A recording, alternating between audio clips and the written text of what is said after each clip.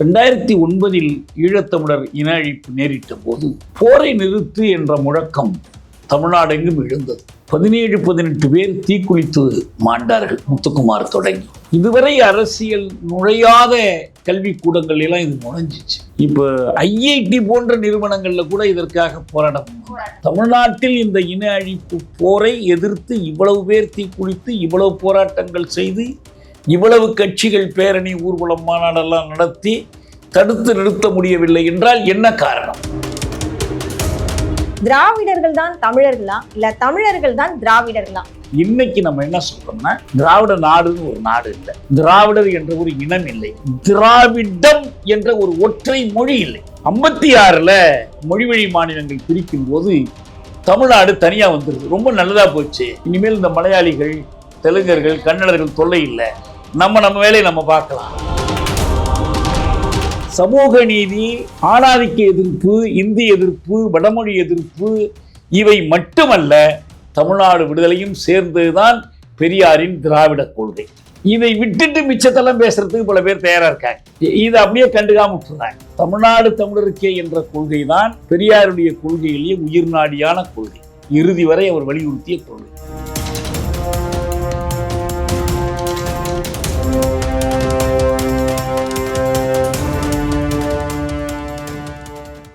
தமிழ் நேயர்களுக்கு அன்பு வணக்கம். இன்னைக்கு நம்மளுடைய சிறப்பு நேர்காணலுக்கு வந்திருக்காங்க தமிழ் தேசிய விடுதலை இயக்கத்தின் பொதுச் செயலாளர் திரு தோழர் தியாகு ஐயா வந்திருக்காங்க. அவங்க கிட்ட இப்ப நடந்துட்டு இருக்க அரசியல் குறித்த மாற்றங்களையும் சமூகத்துல நடக்கிற சில அரசியல்வாதிகளை பற்றி கேட்டு தெரிஞ்சுக்கலாம். வாங்க. வணக்கம் ஐயா. ஐயா, இப்ப பாத்துட்டீங்கன்னா நிறைய பேர் கட்சி தொடங்குறாங்க. யாரை பார்த்தாலும் கட்சி தொடங்கிடுறாங்க. எல்லாருமே கட்சி தொடங்கின உடனே அவங்க பேசுற ஒரே வார்த்தை என்னன்னு பாத்தீங்கன்னா, தமிழ் தேசியம், திராவிடம், இது ரெண்டுமே என்னோட கண்ணு. உண்மையாலேயே தமிழ் தேசியம்னா என்னன்னு தெரிஞ்சுக்கிட்டு தான் வராங்களா, இல்ல போற போக்குல அதை பத்தி பேசலாம், எல்லாரும் பேசுறாங்க நானும் பேசுறேன்ற மாதிரி வராங்களா? உங்களுடைய கருத்துக்கள்.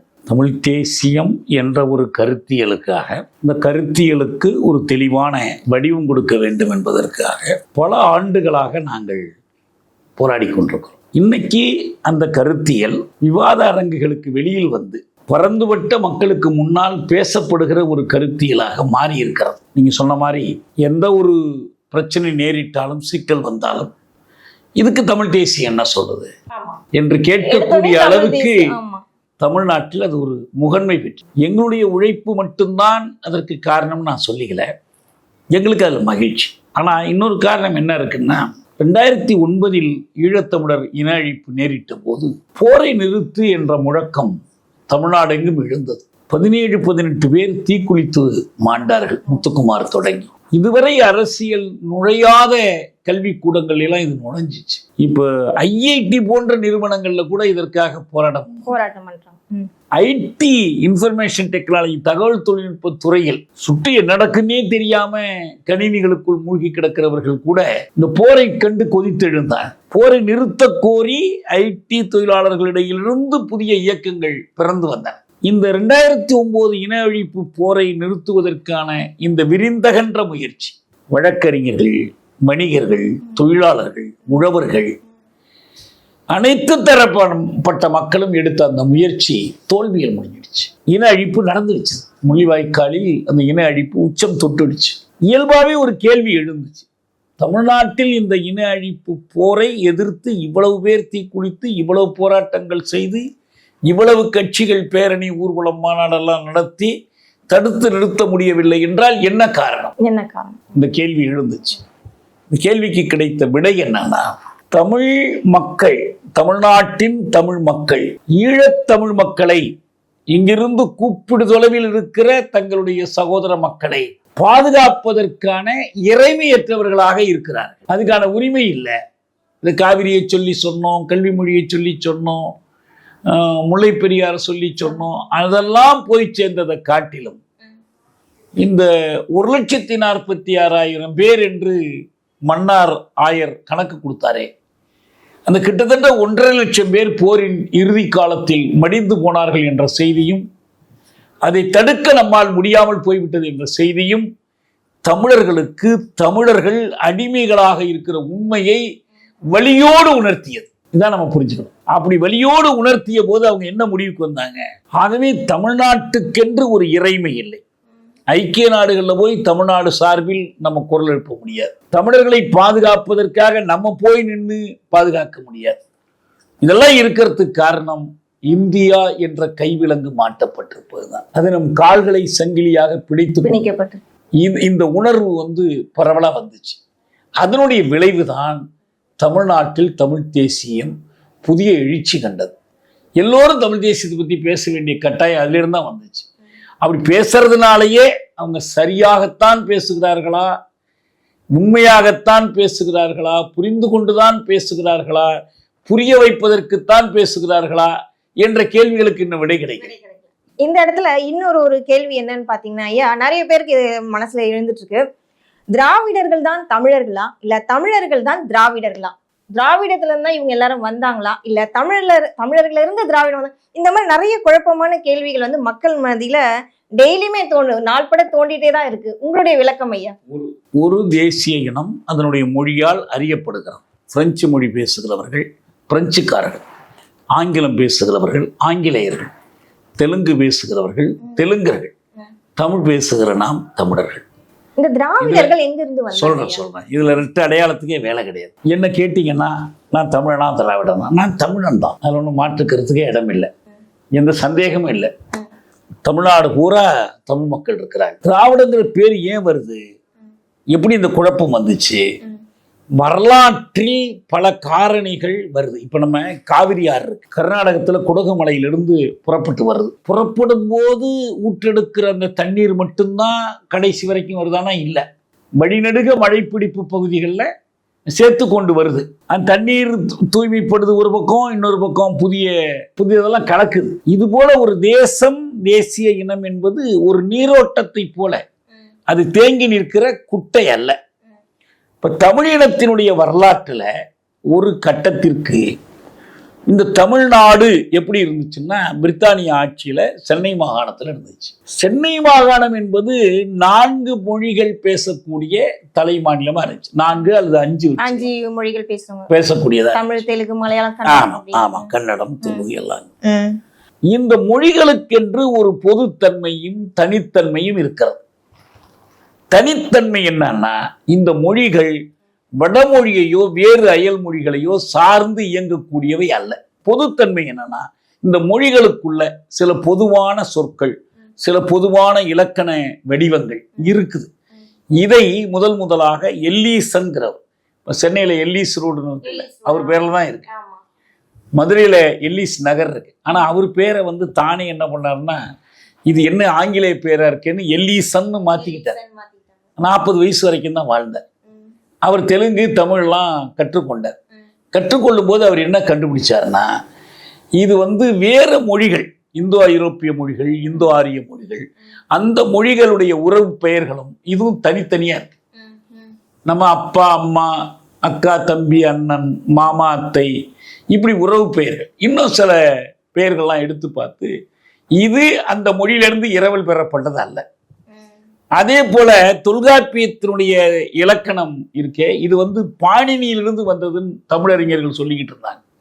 இல்லை, இது தனி, இதுக்கும் அதுக்கும் தொடர்பு இல்லை என்பதை எல்லாமே அவர் கண்டறிந்து சொன்னார். அவர் காலத்துக்கு பிறகு கால்டுவெல் வர்றார். கால்டுவெல் திராவிட மொழிகளின் ஒப்பிலக்கணம்ங்கிற ஒரு நூல் எழுதுறார். அந்த நூலில் அவர் என்ன கண்டுபிடிச்சார்னா, இந்த ஆரியம் அல்லாத மொழிகள், இந்தோ ஆரியத்திற்கு வெளியில் இருக்கக்கூடிய மொழிகள் நிறைய இருக்கு. தோடர் மொழி இருக்கு, வங்காளத்தில் இருக்கு, பலூச்சிஸ்தான் பக்கத்துல எல்லாம் இருக்கு. ஆனா இதற்குள் செப்பமுற்ற மொழிகள், செப்பமுறாத மொழிகள், திருந்திய மொழிகள், திருந்தா மொழிகள்னு பிரிக்கிறார். அந்த திருந்திய மொழிகள் தனக்கென்று வரி வடிவம் கொண்டிருக்கு, எல்லாமே தனித்தன்மையோடு இயங்குது. அதுல தமிழ், மலையாளம், கன்னடம், தெலுங்கு, துளு, இந்த மொழிகள் இருக்கு. இந்த மொழிகள் எல்லாத்தையும் சேர்த்து இதுக்கு ஒரு பேர் கொடுக்கணும். மொழி குடும்பம் என்பது வேறு, மொழி வேறு. தமிழ் என்பது மொழி, இதுக்கு ஒரு மொழி குடும்பம், ஒரு பேர் கொடுக்கணும். அதுக்கு அவர் என்ன பண்ணாருன்னா, பல்வேறு இலக்கியங்கள்ல இந்த ஆரிய தொடர்பு இல்லாத பகுதிகளுக்கு என்ன பேர் இருக்குன்னு பார்த்தார். அது திராவிட என்ற சொல் கிடைச்சிச்சு. அதனுடைய முதன்மையான மொழி என்னவா இருக்கும்? மொழிக்கு அது முதன்மை மொழி தமிழ் தான். அதுவும் தமிழ் தான். திராவிட தமிழ் தான். ஆனா தமிழ் குடும்பம்னு அழைக்க முடியாது. ஏன்னு கேளுங்க, இப்போ லத்தீன் மொழி குடும்பம்னு இருக்கு, அதுல ஒவ்வொரு மொழியும் லத்தீன் அழைக்கப்படுறது. லத்தீன்கிறது தனி, இன்னைக்கு இல்ல. ரொமானிஷ் மொழி குடும்பம்னு இருக்கு, அதுல பிரெஞ்சு, ஸ்பானிஷ், போர்ச்சுகீஸ் மொழிகள் இருக்கு. இந்த மொழிகள் பேசக்கூடிய பகுதிகளை அமெரிக்கா கண்டத்துல லத்தீன் அமெரிக்க நாடுகள்னு அழைக்கிறோம். இதுல ஒரு நாடு லத்தீன் நாடு கிடையாது, ஆனா எல்லா நாடுகளையும் சேர்த்து பேர் என்னன்னா லத்தீன் அமெரிக்க நாடுகள். அதுபோல இந்த 5 மொழிகள் பேசக்கூடிய நிலப்பகுதி திராவிட மொழி குடும்பம் என்ற பெயரின் தொடர்ச்சியாக திராவிட நாடாக அறியப்பட்டது. திராவிட நாடு. இங்கு வாழக்கூடிய மக்கள் திராவிடர்கள் என்ற பெயர் வந்துச்சு. அது ஒரு இனப்பெயர் கிடையாது. அந்த மொழி குடும்பம், அந்த மொழி குடும்பத்தில் இருக்கிற பல்வேறு மொழிகளை பேசுகிறவர்களுக்கான ஒரு பொது பெயர். இது ஒரு பக்கம். இன்னொரு பக்கம் தென்னிந்திய நல உரிமை சங்கம் 1916 வந்துச்சு. அதான் ஜஸ்டிஸ் கட்சி. தென்னிந்தியான்னு ஏன் பேர் வச்சுக்கிட்டாங்க, தமிழ்நாடுன்னு வைக்கல? ஏன்னா தென்னிந்தியா தான் அன்னைக்கு இருந்த சென்னை மாகாணம். சில சமஸ்தானங்கள் நீங்களாக இந்த சென்னை மாகாணமா இருந்துச்சு. இந்த தமிழ்நாட்டுல சாதி மறுப்புக்காக, தீண்டாமை ஒழிப்புக்காக அயோத்திதாசர், இரட்டமலை சீனிவாசன் போன்றவர்கள் இயக்கம் தொடங்குகிற போது அந்த கருத்தியலை இந்த திராவிட கருத்தியலாக அவங்க இனங்கண்டாங்க, அப்படி அழைத்தார்கள். இதனுடைய தொடர்ச்சியாகத்தான் இந்த திராவிடம் என்ற சொல் வந்துச்சு. இன்னைக்கு நம்ம என்ன சொல்றோம்னா, திராவிட நாடுன்னு ஒரு நாடு இல்லை, திராவிடர் என்ற ஒரு இனம் இல்லை, திராவிடம் என்ற ஒரு ஒற்றை மொழி இல்லை, இல்லையா? இன்னைக்கு இருக்கிறது என்னன்னா தமிழ், தமிழர், தமிழ்நாடு. ஆனால் திராவிடம் என்பது ஒரு கருத்தியலாக திகழ்கிறது. இப்ப நம்ம சீனா இருக்கு, ஏன் சீனத்தை செஞ்சீனம்னு அழைச்சாங்க? சிவப்பு கருத்தியலை ஏற்றுக்கொண்ட சீனம். இப்ப தமிழ்நாடு எந்த கருத்தியலை ஏற்றுக்கொண்டிருக்குன்னா, பிறப்புக்கும் எல்லா உயிர்க்கும் என்ற நெறியை அடிப்படையாக கொண்டிருக்கு. ஆணாதிக்க எதிர்ப்பு, சுரண்டல், கட்டற்ற சுரண்டலை எதிர்த்தல், வடவர் ஆதிக்கத்துக்கு எதிர்த்தல், தமிழ்நாட்டின் உரிமைகளுக்காக போராடுதல், இதுக்கு சேர்ந்து ஒரு பொது பெயராக திராவிடம் என்ற பெயர் இன்னைக்கு இருக்கு. எனவே திராவிடம் நிலைத்திருக்கிற, திராவிடத்தால் வளர்ந்திருக்கிற ஒரு தேசமாக தமிழ் தேசம் இருக்கிறது. இதனாலதான் இந்த திராவிடம் என்றும் திராவிடர் என்றும் சொல்லப்படுறதுடைய அடிப்படை இதுதான். இது ஒரு இனப்பெயர் அல்ல, மொழி பெயர் அல்ல, எதுவும் இல்லை, சில கருத்தியல். அந்த திராவிட கருத்தியலை பெரியார் காலப்போக்கில் வளர்த்தெடுத்து என்ன முடிவுக்கு வர்றாருன்னா, திராவிட நாட்டை தனியா பிரிச்சு கொடுத்துட்டு போ, பாகிஸ்தான் கொடுத்த மாதிரி என்றெல்லாம் கேட்கிறாரு. அதெல்லாம் ஒன்றும் நடக்கலை, அதுக்கான பெரிய இயக்கங்கள்லாம் நடக்கலை. 56ல் மொழிவழி மாநிலங்கள் பிரிக்கும் போது தமிழ்நாடு தனியா வந்துருது. ரொம்ப நல்லதா போச்சு, இனிமேல் இந்த மலையாளிகள், தெலுங்கர்கள், கன்னடர்கள் தொல்லை இல்லை, நம்ம வேலையை நம்ம பார்க்கலாம், அவங்க அங்க பார்த்துக்கிட்டோம் என்கிறாங்க. தட்சிண பிரதேச திட்டம்னு ஒரு திட்டத்தை நேரு கொண்டு வரும்போது அதை பெரியார் எதிர்க்கிறார். மற்ற தமிழ்நாடு தலைவர்கள் அண்ணா உட்பட எதிர்க்கிறாங்க. இது தட்சிண பிரதேச திட்டம்னா திராவிட நாடு தானே என்று ஏத்துக்கல அவங்க. ஏன்னா தமிழ்நாடு தான் நம்மளுக்கு குறி, இந்த பேர் திராவிடம், திராவிடர்லாம் துணை பெயர்கள் தான். அப்படி வச்ச காரணத்தினால் பெரியார் என்ன பண்ணாருன்னா, இதுதான் ரொம்ப முக்கியமானது, தமிழ்நாடு தமிழருக்கே என்ற முழக்கத்தை தான் 56, 57 இருந்து இறுதியா அவரு 73ல் கடைசியா தியாகராய நகர் முத்துரங்கம் சாலையில் பேசிய பேச்சு வரைக்கும் வலியுறுத்துறார். இதற்காக போராடுவதற்கு, சிறை செல்வதற்கு அணியமாகுங்கள் என்கிறார். ஒவ்வொரு பிறந்தநாள் செய்தியிலையும் வலியுறுத்துறார். எனவே திராவிடம் என்பது சமூக நீதி, ஆணாதிக்க எதிர்ப்பு, இந்தி எதிர்ப்பு, வடமொழி எதிர்ப்பு, இவை மட்டுமல்ல, தமிழ்நாடு விடுதலையும் சேர்ந்ததுதான் பெரியாரின் திராவிட கொள்கை. இதை விட்டுட்டு மிச்சத்தெல்லாம் பேசுறதுக்கு பல பேர் தயாரா இருக்காங்க. இதை அப்படியே கண்டுக்காம விட்டுறாங்க. நம்ம அப்படி சொல்லலை. இதுதான் ரொம்ப உயிர் நாடியானது. தமிழ்நாடு தமிழருக்கே என்ற கொள்கை தான் பெரியாருடைய கொள்கையிலேயே உயிர் நாடியான கொள்கை, இறுதி வரை அவர் வலியுறுத்திய கொள்கை. இந்த கொள்கையை ஏற்றுக்கொண்டுதான் நாம் பெரியாரின் திராவிடத்திற்கு வழித்தோன்றல்களாக. ரொம்ப நன்றி, ரொம்ப தெளிவா சொல்லியிருக்கிறீங்க.